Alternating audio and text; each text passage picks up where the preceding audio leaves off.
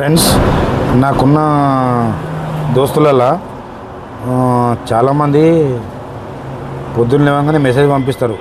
కొంతమంది good morning అని పంపిస్తారు, కొంతమంది ఓం నమ శివాయ అని పంపిస్తారు, కొంతమంది జై శ్రీరామ్ అని పంపిస్తారు. కానీ నాకు గుడ్ మార్నింగ్ పంపించే ఫ్రెండ్స్ మెసేజ్ నేనైతే ఎప్పుడు మ్యాక్సిమం చూడను.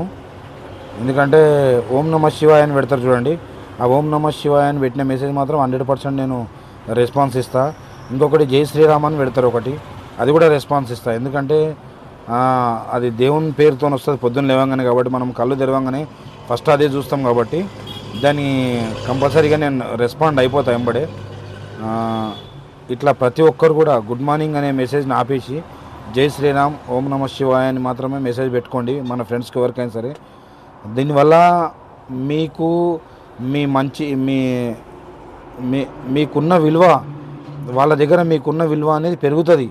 ఓం నమ శివాయ అని పెట్టేస్తే, గుడ్ మార్నింగ్ కన్నా ఓం నమ శివాయ అని పెడితే మీకున్న విలువ వాళ్ళ దగ్గర పెరుగుతుంది అనమాట. ఎందుకంటే అబ్బాయి క్యాండిడేట్ మంచోడబ్బా, అరే మంచోడున్నట్టుండు, దేవుంది అది ఉన్నట్టుంది అని వాళ్ళు కొద్దిగా అర్థం చేసుకుంటారు అనమాట. మనసులో ఆటోమేటిక్గా నీ ఓం నమ శివాయ అని మెసేజ్ వాళ్ళకు ఓంగానే ఆటోమేటిక్గా అర్థమైపోతుంది.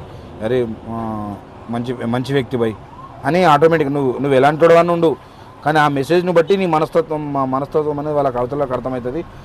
అందుకే మన హిందుత్వాన్ని మనం కాపాడుకుంటూ మ్యాక్సిమం, ఎందుకంటే మన భాషలో మనకున్న దానిలో మనం గుడ్ మార్నింగ్ చెప్పుకునే దానిలో గుడ్ మార్నింగ్ అని చెప్పకుండా ఓం నమ శివాయ జై శ్రీరామ్ అని చెప్పుకుందాం పొద్దున్న లేవగానే. నాతో పాటు ఎంతమంది సహకరిస్తారనేది మీ ఇష్టం, అది నేను చెప్పడం అయితే చెప్తున్నా ఫ్రెండ్స్. ఎందుకంటే నాకు మెసేజ్లు వస్తాయి కాబట్టి నాకు మంచిగా అనిపిస్తుంది కాబట్టి మీకు కూడా చెప్తున్నా. మీరు కూడా మీ ఫ్రెండ్స్ గుడ్ మార్నింగ్ అని చెప్పే బదులు ఓం నమ శివాయ జై శ్రీరామ్ అని పెట్టండి పొద్దున్న లేవగానే. వాళ్ళు కూడా లేవగానే ఫస్ట్ మెసేజ్ అదే కాబట్టి చాలా ఖుషి అయిపోతారు, దిల్ ఖుషి అయిపోతారు ఫ్రెండ్స్. జాగ్రత్త ఫ్రెండ్స్. Okay, bye friends.